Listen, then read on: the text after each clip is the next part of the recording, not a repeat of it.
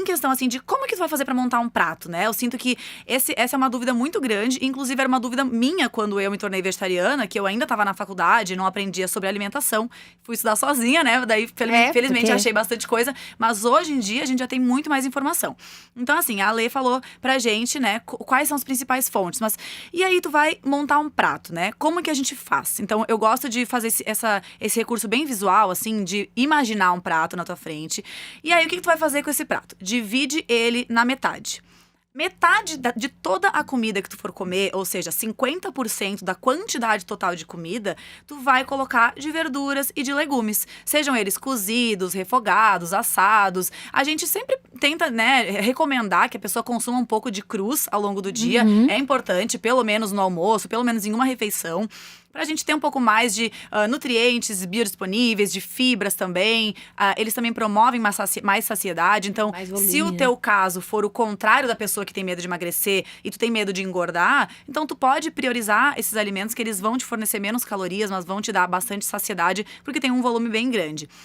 E priorizando as cores também sempre, né? Então, a Lê falou no episódio anterior sobre a questão do arco-íris, né? Que é importante a gente ter um arco-íris ao longo do dia. Então, esse é um bom momento para te colocar várias cores no teu prato. As sementinhas podem entrar aí também. Elas podem ser um crocantezinho em cima da salada, ou até um molinho, como a Lê falou, molinho de tahine, já pode entrar.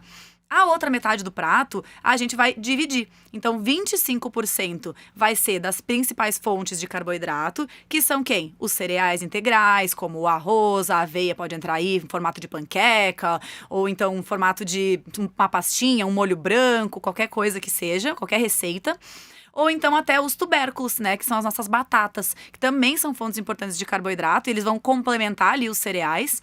E aí, os outros 25% vão ser das nossas principais fontes de proteína. Nesse momento, é importante lembrar que a prioridade é dada para as leguminosas, né? Quando a gente vai falar nas refeições principais. Então, as verduras, as folhas, elas vão ser uma fonte também, mas vão entrar naquela outra parte ali do prato. Complementar, né? Exato. E as leguminosas são a nossa principal fonte. Então, apesar das sementes serem ótima fonte de proteína, elas são bem mais gordurosas. Então Então, num você vai usar prato… menos. Exato. Num prato de almoço, que é um prato mais volumoso, tu vai colocar ali um hambúrguer de feijão, ou sei lá, um creminho de lentilha, ou um dal de grão de bico. Enfim, a receita, ela é indiferente, né? O que a gente pensa aqui é o tipo do grupo alimentar que a gente tá colocando Exato, nesse que não prato. podem faltar. Eu acho Isso. muito importante, Laura, a gente quebrar esse paradigma também da pessoa ficar caçando as proteínas no prato. Sim, eu Ficar era assim no começo. caçando. Cadê a tal da proteína? Porque a gente lembra historicamente de quando a gente comia carne, que tinha, como eu falei anteriormente, a figura da proteína representada pela carne.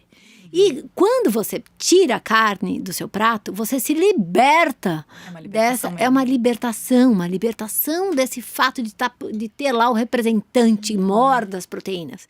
Na natureza, na dieta natural, na alimentação vegetariana, existe um ponto que eu gosto muito que as pessoas entendam, que é o tal do princípio da complementariedade. Que nenhum alimento na natureza vegetal, ele é só uma coisa, ou ele tem muito mais de uma coisa do que outras.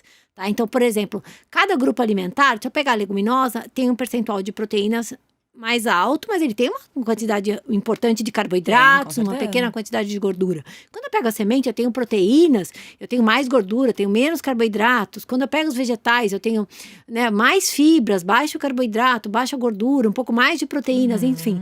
E essa é a beleza da natureza na nossa Exato. alimentação.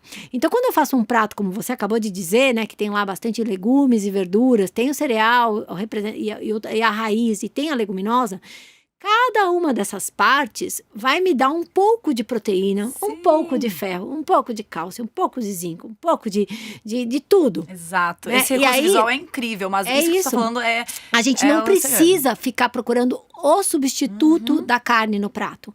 Então, muitas vezes você pega um prato de comida que tem lá, até mesmo um macarrão com uma bolonhesa de lentilha. A pessoa fala assim, meu Deus, cadê as proteínas? Tá tudo aí Ali, dentro. é. A lentilha colabora, o tomate colabora, o macarrão colabora. Se você fizer um parmesão de amendoim, Exato. colabora também, É mais né? legal a gente pensar em grupos alimentares do que em Exato. nutrientes. Então, eu tenho um cereal aqui nesse meu prato. O que tá faltando?